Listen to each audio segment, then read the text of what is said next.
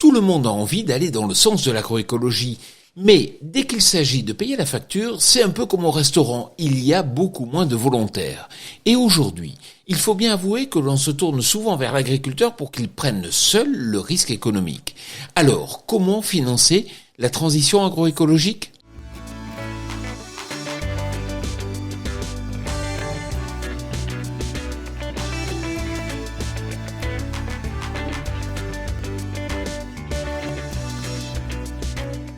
Cette semaine, je vous amène à la rencontre d'un producteur un peu particulier, puisque certes il implante des vergers d'amandiers dans le sud-est de la France, mais, outre le fait d'avoir été ministre de l'économie et du redressement productif, il est aussi potentiel candidat à la prochaine élection présidentielle.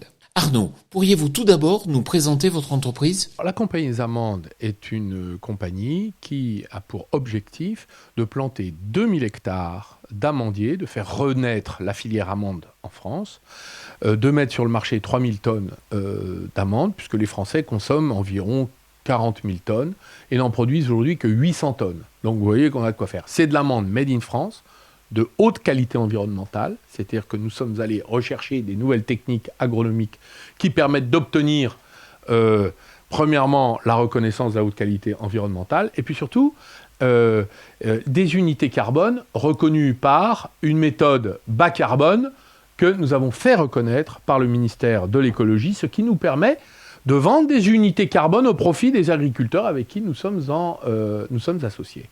Comment financer la transition agroécologique ? Quand vous passez sur l'agroécologie et sur le bio, les chutes de rendement, elles sont pour tout de suite. Les recettes, elles sont hypothétiques et pour demain et après-demain même.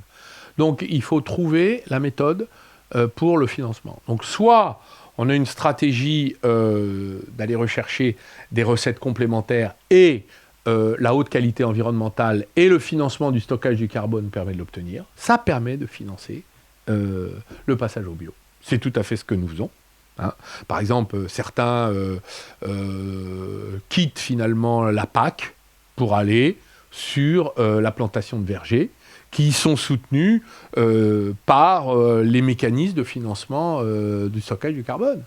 Donc nous avons là une stratégie de transformation des vergers en pratique agroécologique. Mais dans vos vergers, concrètement, que faites-vous en faveur de la biodiversité ? Nous replantons des haies pour nous assurons un enherbement qui soit tolérant et qui ne produit pas trop d'adventices.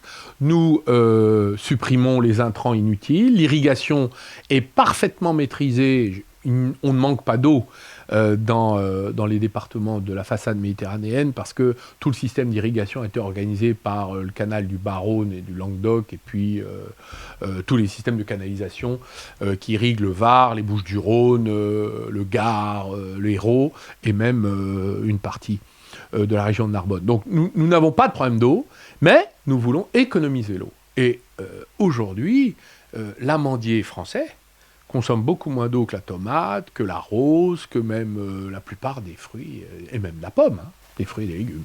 Donc nous voyons bien que nous arrivons à des méthodes agroécologiques extrêmement performantes. Merci Arnaud. Quant à moi, je vous retrouve la semaine prochaine sur TV Agri pour un nouveau regard porté sur l'agroécologie. Bonne semaine à toutes et à tous.